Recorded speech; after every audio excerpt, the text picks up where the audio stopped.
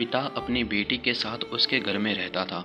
दोनों ही एक दूसरे को बहुत सम्मान व प्यार देते थे और बहुत मिलजुल कर साथ रहते थे। एक दिन बेटी अपने पिता से शिकायत करने लगी कि उसकी ज़िंदगी में बहुत ही उलझी हुई है। बेटी आगे कहने लगी, मैं जितना सुलझाने की कोशिश करती हूँ, जीवन उतना ही और उलझ जाता है। पापा, सच में बहुत थक गई हूँ अपने जीवन से लड़ते लड़ते। जैसा ही कोई एक समस्या खत्म होती है तो तुरंत दूसरी समस्या जीवन में दस्तक दे चुकी होती है।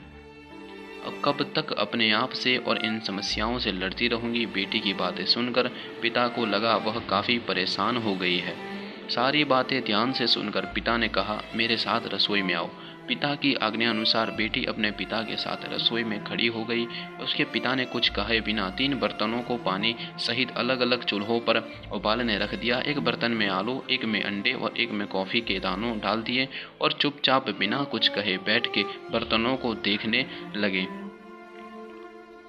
20-30 मिनट पश्चाताप पिता ने चूल्हे बंद कर दिए, अलग अलग प्लेट में आलू व अंडे और एक कप में कॉफ़ी निकाल कर रख दी। फिर अपनी बेटी की ओर मुड़कर पूछा, बेटी तुमने क्या देखा? बेटी ने हंसकर जवाब दिया, आलू, अंडे और कॉफ़ी। पिता ने कहा, जरा नज़दीक से छू कर देखो, फिर बताओ तुमने क्या देखा।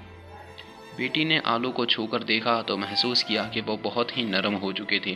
पिता ने अपनी बात दोहराई और कहा, अब अंडे को छील कर देखो। बेटी ने वैसा ही किया और देखा, अंडे अंदर से सख्त हो चुके थे। अंत में पिता ने कॉफ़ी का कप पकड़ते हुए कहा, अब इसे पियो। कॉफ़ी की इतनी अच्छी महक से उसके चेहरे पर मुस्कुराहट आ गई और वह कॉफ़ी पीने लगी।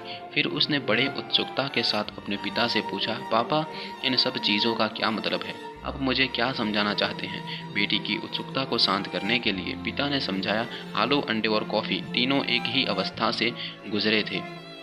तीनों को एक ही विधि से उबाला गया था, परंतु जब इन चीज़ों को बाहर निकाला गया तो तीनों की प्रतिक्रिया अलग अलग थी। जब हमने आलू को उबालने रखा था तो वह बहुत सख्त था, परंतु उबलने के बाद वो नरम हो गया। जब अंडे को उबालने रखा था तब वह अंदर से पानी की तरह तरल था, परंतु उबलते ही वह सख्त हो गया।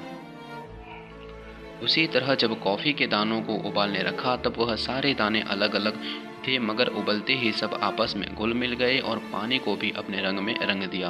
बेटी, ठीक इसी तरह जीवन में भी अलग अलग परिस्थितियां आती रहती हैं। तब इंसान को खुद ही फैसला कर लेना होता है कि उसे किस परिस्थिति को कैसे संभालना है।